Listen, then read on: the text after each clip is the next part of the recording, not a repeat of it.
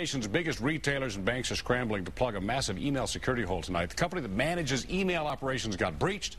Bottom line is your name, your email address may have fallen into the wrong hands. The Better Business Bureau warns even the most vigilant and fraud-conscious consumers can become victims of identity theft due to this data breach. And joining us now with advice on how we might be able to minimize the damage, Pat Bennett of the Better Business Bureau. Thank you, Pat, for coming in. Thank you for having me. So first of all, how much damage is this? So somebody got a hold of names and emails.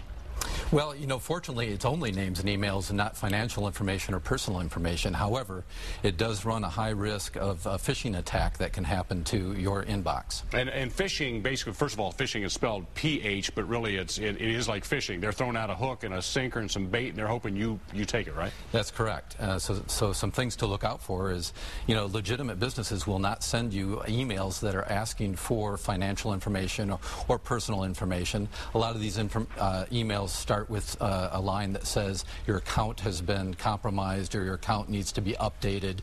Please click on the link to provide that information. Okay, so there are two levels of problems here. First of all, you might get an email from somebody, say Chase Bank, because they're one of the people got here, Walmart or Target or somebody like that. I got an email from TiVo, and it may include a link saying, you know, click here for information. Now, this is from my bank or this is from somebody I trust. Should I click?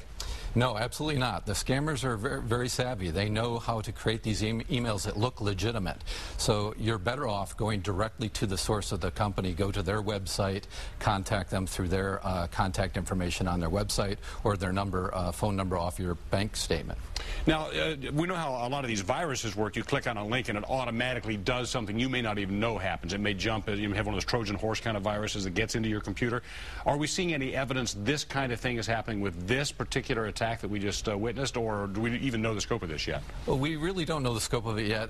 Fortunately, we at the BBB have not heard of any instances of that nature. However, it's certainly something that could happen. So not only clicking on the link, but being very cautious when opening any attachment that is attached to the email. Yeah, so that's really the two problems. One is just opening the link is going to steer you into some place where you might give up too much information, and another is that you might click on a link that actually adds to your computer a virus or something like that. That's correct. So, all right, so let's take the next step, and let's say that you've made this mistake and you've clicked there and now you're worried that maybe something has happened. Now what do we do? Well, if you're concerned something has happened, you can contact the BBB to register a complaint. You can also contact the Internet Crime Complaint Center to inform them that you've clicked on this and there may be a cause for concern, and delete the email entirely as well.